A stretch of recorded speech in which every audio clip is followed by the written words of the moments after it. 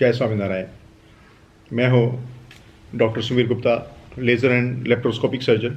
आज हम बात करेंगे लेज़र। ये लेज़र होती क्या है? ये बहुत कॉमन टर्मिनोलॉजी है क्योंकि मैं सर्जन हूँ। कोई भी पेशेंट आता है हमारे पास कि हमने जी लेज़र से सर्जरी करानी है, उनको बेसिक कंसेप्ट पता नहीं होता कि लेज़र होता क्या है और यानी उसका फ़ायदा रहता है या नुकसान रहता है। एक लोगों से सुन के या गूगल पे सर्च करके वो एक आइडिया बनाते हैं कि लेज़र से सर्जरी बहुत जल्दी हो जाती है, हीलिंग बहुत जल्दी होती है और रिकवरी बहुत जल्दी होती है। ये एक कंसेप्शन पेशेंट के मन में रहता है। तो आज हम जानेंगे कि ये लेज़र होता क्या है, इसका एडवांटेज रहता है, इसका फ़ायदा रहता है या नुकसान रहता है, और किन स्थिति में लेज़र का हमें यूज़ होता है, और इसको आपको जो बेसिक नॉलेज है उसके बारे में आइडिया होना चाहिए। तो लेज़र होती क्या है? ये एक लाइट बीम होती है जिसको हम कंसंट्रेट कर देते हैं, और जो कंसंट्रेशन करने से उसकी एनर्जी बढ़ जाती है। एनर्जी बढ़ने से वो हीट प्रोड्यूस करता है, एक एनर्जी प्रोड्यूस करता है। तो लेज़र एक एनर्जी होती है जो हम मेडिकल में भी आजकल इसका लेटेस्ट यूज़ हो रहा है, और अगर प्रॉपरली हम इसको यूज़ करें तो उसके फ़ायदे बहुत हैं। आप सब जानते हैं लेज़र का इंडस्ट्रीज़ में बहुत बड़ा यूज़ हो रहा है। प्रिसीजन रहता है इसमें, कटिंग जैसे जो कॉमन नॉलेज है कि हम स्टील कटिंग भी इससे बहुत अच्छी होती है, प्रिसाइज होती है और रिफाइनमेंट बहुत अच्छी आती है। ये इसी का एडवांटेज है लेज़र का।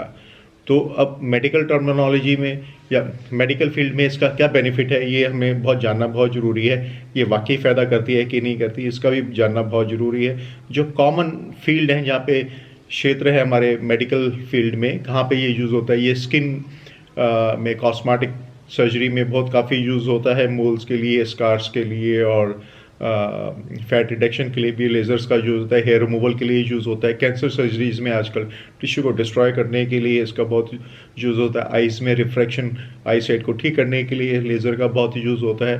तो फर्स्ट जो मिसकंसेप्शन पेशेंट में रहता है कि उनको आइडिया ही नहीं है कि लेज़र होती क्या है। लेज़र का वो मतलब ये सोचते हैं कि मिनिमल इन्वेजिव है, इससे कोई नुकसान नहीं होता, कोई कटिंग नहीं होती है और सर्जरी हो जाती है। क्योंकि बेसिक जो डिफरेंस आता है वो है कि लेज़र और लेप्रोस्कोपी में, लेप्रोस्कोपी मींस होता है कि दूरबीन से ऑपरेशन करना। ये एक टेक्निक है, लेप्रोस्कोपी इस टेक्निक है। उसके अंदर दूरबीन हम पेट के अंदर डाल के दूरबीन से हम सर्जरीज करते हैं, यूट्रस रिमूव करते हैं, ट्यूमर रिमूव करते हैं, गॉल ब्लैडर रिमूव करते हैं, हर्निया सर्जरी करते हैं। That is laparoscopic, that is a technique, दूरबीन से ऑपरेशन।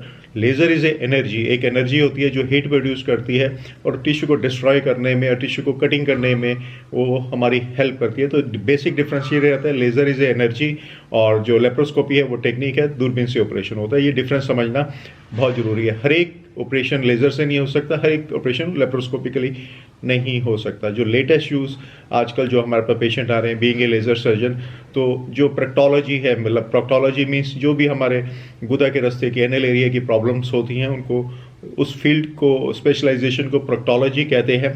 तो उस एरिया में जो प्रॉब्लम्स होती हैं, भगंदर होता है, पाइल्स होता है, हेमराइड्स होते हैं, फिस्चुला होता है, और बैक पे पाइलोनाइडल साइनस होता है। इसके अलावा एक बड़ी प्रॉब्लम्स है, लेग्स के अंदर वेन्स फूल जाती हैं, ब्लूइश हो जाती हैं, स्वेलिंग होती है, पेन होती है, उनको वेरिकोज वेन्स मिलते हैं। पहले वो कटिंग से और स्ट्रिपिंग से उसका ट्रीटमेंट होता था, आजकल लेज़र से उसको डिस्ट्रॉय कर देते हैं, उसको ब्लॉक कर देते हैं, एब्लेशन कर देते हैं। इसके एडवांटेजेस बहुत हैं। ये डे केयर प्रोसीजर रहता है, पेन काफ़ी कम होती है, अर्ली रिकवरी हो जाती है। परंतु और डिसएडवांटेज ये है कि हर एक कंडीशन में इसका यूज़ नहीं रहता है।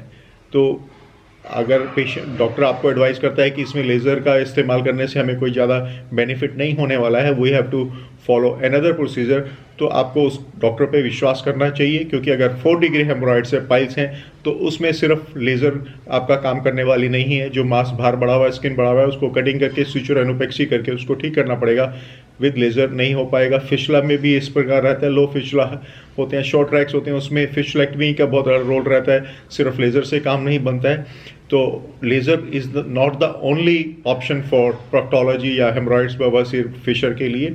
तो ये बात समझने की बहुत ज़रूरी है। ये पेशेंट को कंसेप्शन रहता है, हम पेशेंट लूज़ भी कर देते हैं, किसी को हम मना करते हैं कि हम लेज़र से नहीं करेंगे, तो वो कहता है कि नहीं, मुझे तो लेज़र से ही करवाना है। तो ये बात समझनी बहुत ज़रूरी है कि लेज़र का डेफिनेटली एडवांटेज है, कंडीशंस हैं, स्टेजेस होती हैं, उसमें डेफिनेटली लेज़र का बेनिफिट रहता है। परंतु कुछ बीमारियां ऐसी होती हैं या स्टेज ऐसी होती है कि उसमें लेज़र का कोई बेनिफिट नहीं होता, रिकरेंस हो जाती है या प्रॉपर हीलिंग नहीं होती, पोस्ट ऑपरेटिवली पेशेंट को प्रॉब्लम्स आती हैं। तो आपको जो भी डॉक्टर कहता है और उसकी बात को समझना चाहिए और अकॉर्डिंगली एक्ट करना चाहिए, ताकि आपको फ्यूचर में कोई प्रॉब्लम ना है। तो इस बात का आपको ध्यान रखना है।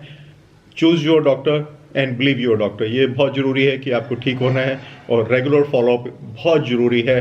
हेल्दी डाइट रखिए, एक्सरसाइज कीजिए, ड्रिंक लॉट ऑफ वाटर, ये हेल्दी लाइफ के लिए बहुत ज़रूरी है। और उम्मीद करता हूँ वो आप इन बातों का ख्याल रखेंगे और हेल्दी रहेंगे। जय स्वामीनारायण।